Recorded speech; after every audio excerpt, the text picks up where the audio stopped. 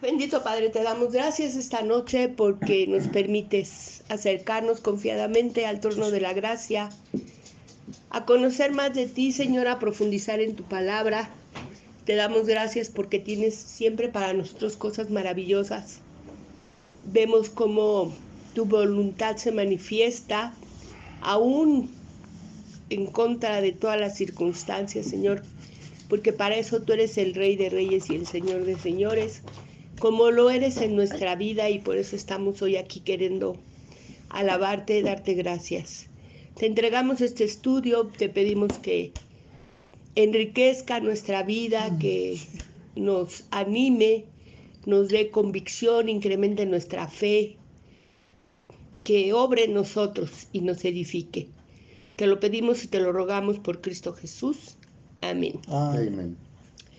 Bueno, hoy quiero retomar un poco cosas que ya hemos hablado en ocasiones anteriores, como que Jesús en su ministerio terrenal y en su genealogía terrenal era descendiente del rey David.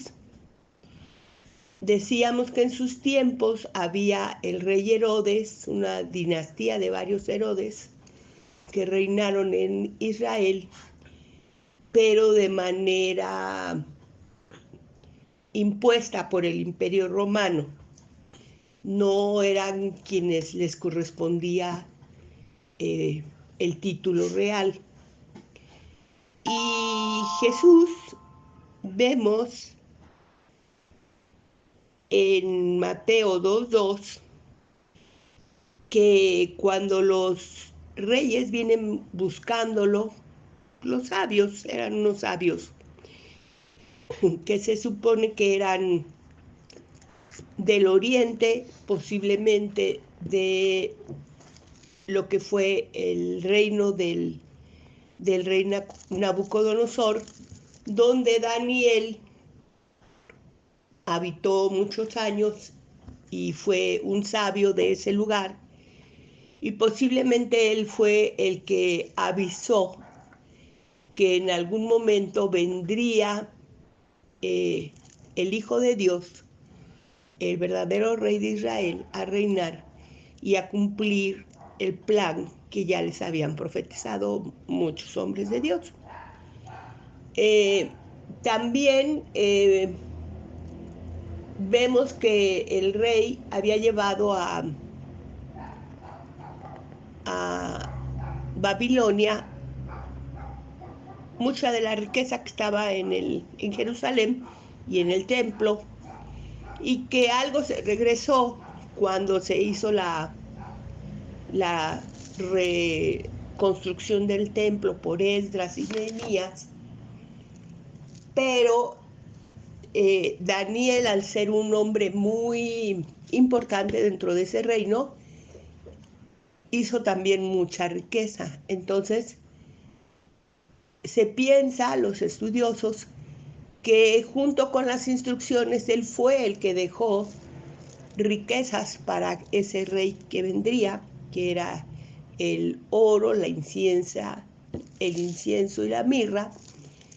Y también entonces se dice, según nuestra historia del Día de los Reyes, se dice que eran reyes de diferentes lugares. Aquí los estudiosos piensan que todos venían juntos, que era una caravana de hombres que estaban esperando la señal que Daniel les había predicho para traer esas riquezas al rey que nacería. Y entonces en Mateo 2:2 vemos que ellos llegan preguntando, y que el rey Herodes también quiere saber dónde está el rey de los judíos que ha nacido. Y se refería al nacimiento de Jesús. Entonces, desde su nacimiento ya había el antecedente de que se sabía que él era heredero del reino por parte del rey David. También en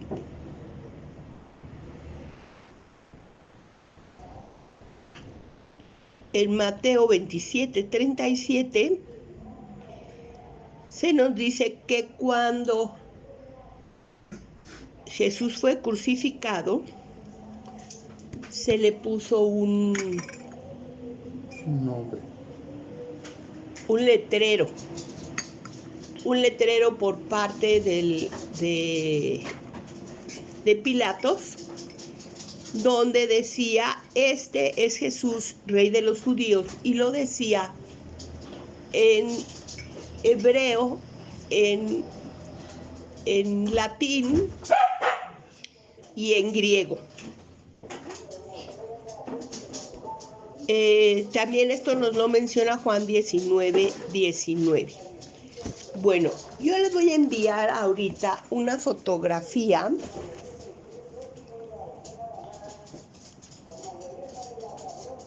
Quiero enviar una fotografía, pero no sé si la puedo enviar. No, pues está bien. No. ¿Qué quieres? Ajá. En donde, sí, pero bueno, para que la tengan, en donde se ve la genealogía de Jesucristo, según algunos evangelios. En el Evangelio de Lucas se remite la genealogía desde Adán. Y en otros evangelios, en el de Mateo, se da la genealogía desde Abraham. Y ahí se ve cómo vienen las genealogías desde Abraham hasta David. Y luego sabemos que sucedió en el trono del rey David Salomón, que era el hijo que tuvo con Betsabé. Pero David tuvo otros hijos. Entonces, había descendencia del rey David de parte de otros hijos que no eran Salomón. Y entonces vemos ahí cómo siguen las dos genealogías, y en la que era de David, no con Betsabé, llega hasta José como padre legal de Jesús.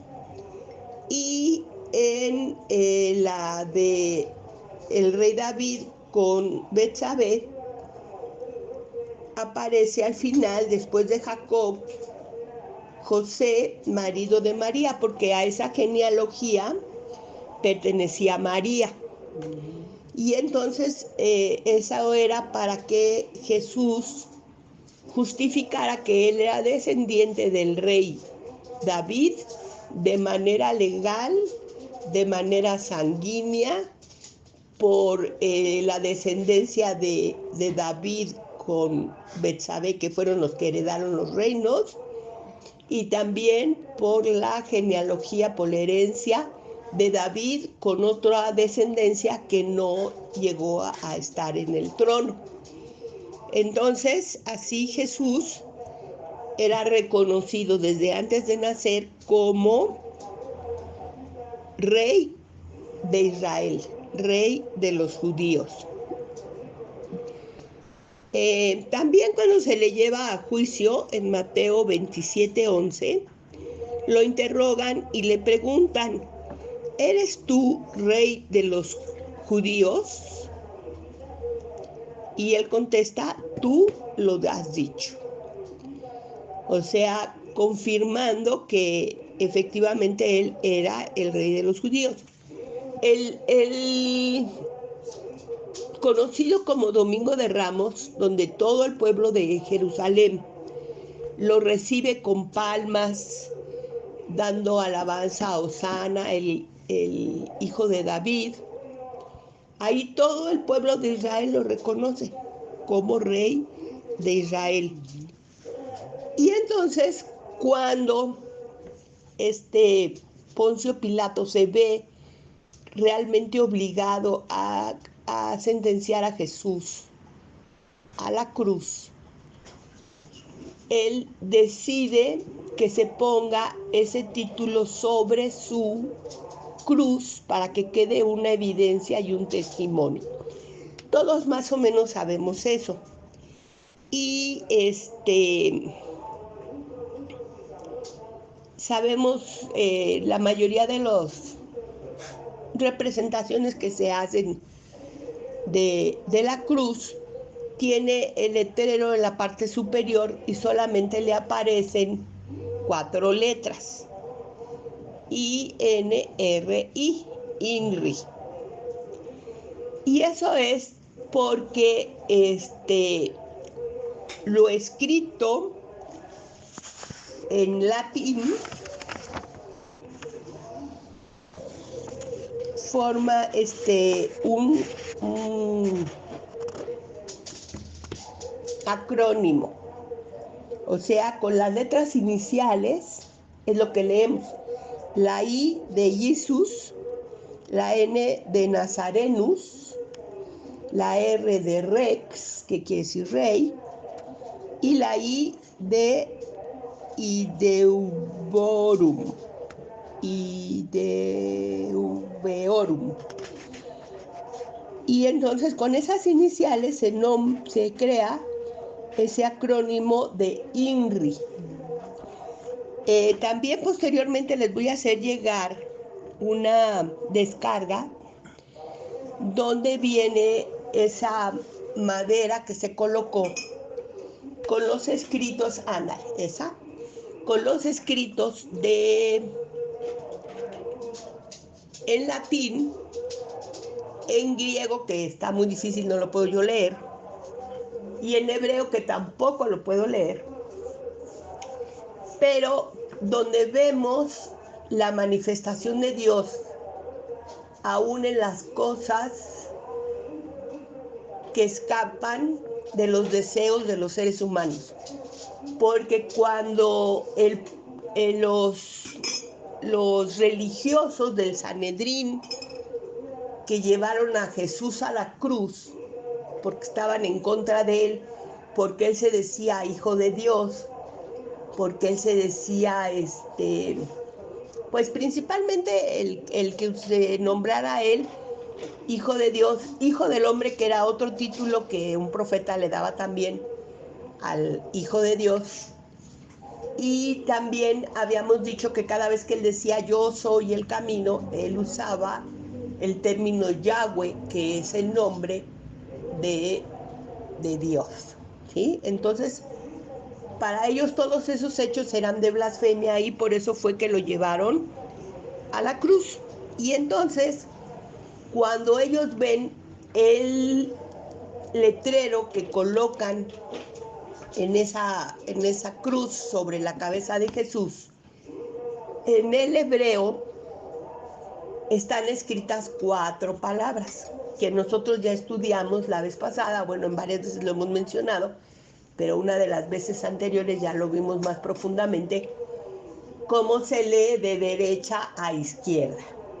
Y aprendimos lo que era el tetragramatón, que son las 4 letras que representan el nombre de Dios.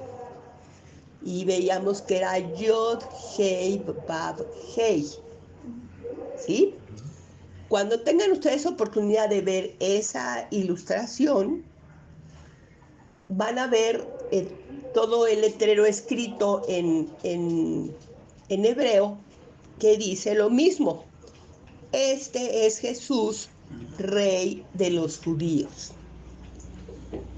Pero empezando a leer de derecha a izquierda las 4 palabras que forman ese enunciado, la primera letra es la que ya conocemos, Yod. La segunda letra es Hei. La tercera letra es Vav. Y la cuarta letra es Hei. Y entonces tenemos que el acrónimo que se crea en el hebreo era exactamente el nombre de Dios, el tetragramatón, el Yod, Hei, Vav, Hey. Y entonces imagínense ustedes qué representa para esos religiosos que la causa de llevar a Jesús a la cruz era que él decía que era hijo de Dios y que cuando él muere en la cruz, en su cabeza tiene escrito que él mismo no tan solo es hijo de Dios, sino que él es Dios. Él es ese Yod Hei Vav Hei. Entonces, vemos que estas circunstancias no estaban dentro del control de Jesús, estaban completamente contrarias a los deseos del Sanedrín, de aquellos fariseos que lo habían llevado a la muerte, y que Pilatos, siendo un gentil, al querer dejar establecido por qué se le estaba crucificando, porque desde el punto de vista romano no se le podía crucificar por el aspecto religioso de que él hubiera dicho que él era hijo de Dios. Al cónsul romano le expusieron que él era peligroso para el imperio romano porque él se proclamaba rey de los judíos. Entonces, al querer Poncio Pilatos dejar evidencia en las lenguas que se hablaban en ese momento en Israel, en Jerusalén, el griego, el hebreo y el latín, pues lo que manifestó fue la voluntad de Dios de dejar evidencia de que ese Jesús al que estaban crucificando verdaderamente era el Hijo de Dios, era el que Dios había enviado, y que no solamente era, como él lo decía en su palabra, él decía, el Padre y yo uno somos. Y efectivamente él, al momento de su sacrificio, queda la evidencia de que su nombre es el nombre de Dios. En su muerte lo exhibe y lo exhibe en su sacrificio. Dios muriendo por nosotros, por amor a nosotros, por nuestros pecados.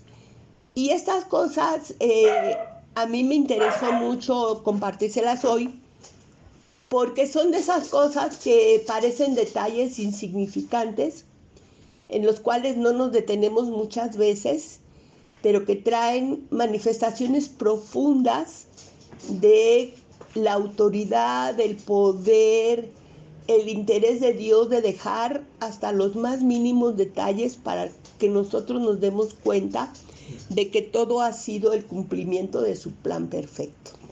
Entonces, por eso quise compartirles, enriquecernos tal vez un poquito de manera cultural, saber qué fue lo que se puso ahí, por qué se puso, pero lo que en realidad quería decir era la manifestación de que Dios mismo estaba muriendo en la cruz por nosotros. Entonces, nosotros de las cosas principales que tenemos en nuestra vida cristiana es comprender eso. Cuando en la medida en que nosotros profundizamos en el significado, en el verdadero significado del sacrificio de Jesús en la cruz, que no fue una casualidad, porque digamos que en aquellos tiempos muchos hombres fueron crucificados, era una forma de martirio de los romanos, pero en el caso de Jesús todo estaba preparado, anunciado desde años atrás, para que eso fuera, para que nos trajera un mensaje claro de que era Dios mismo resolviendo el problema de separación que había entre el hombre y él por causa del pecado. Bueno, pues esta es la enseñanza de hoy. Espero que igual les deje una impresión de ver cómo en estos pequeños detalles Dios se manifiesta y nos revela la realidad de los hechos. Vamos a despedirnos. Mi Señor, mi Dios, te damos gracias porque tú siempre tienes cosas maravillosas. Basta ver la naturaleza para ver que tú eres el Dios de las cosas enormes como el universo y las cosas pequeñas como flores diminutas, como seres invisibles, cosas que no alcanzamos ni siquiera a percibir y que todas tú las has creado con detalle, con cuidado, como una manifestación de tu carácter, para hablarnos a nosotros de que en nuestra vida las cosas grandes, los grandes problemas, los grandes eventos son importantes para ti, pero también aún esas cosas pequeñas e insignificantes en las que a veces nosotros mismos no prestamos ni siquiera un poco de atención, tú sí les pones atención, Señor. Esa es parte de la cosa que nos deja maravillados de tu carácter, que siendo un Dios todopoderoso, te hagas tan sencillo para relacionarte con nosotros, te hagas tan amoroso para impartirnos esa seguridad de que tú estás con nosotros en las cosas grandes, en las cosas pequeñas, que todo lo que nos atañe a ti te interesa, Señor. Y que tú lo manifiestas, así como manifestaste ahí tu persona, tu nombre, en Jesús muriendo en la cruz, así también en nosotros tú te manifiestas, tú te haces visible, Señor. Queremos que eso sea una realidad, que cada vez que la gente nos vea, te vea a ti, Señor. Vea tu nombre escrito por encima de nuestra cabeza. Te manifiestes, Señor, cumplas tu propósito, porque tú no quieres que nadie perezca, tú quieres que todos hagamos tesoros en el cielo, seamos ricos espiritualmente. Gracias te damos, Padre, por todo ese cuidado que tienes de nosotros. Nos despedimos en paz y con gozo y te damos gracias en el nombre de Jesús. Amén. Amén.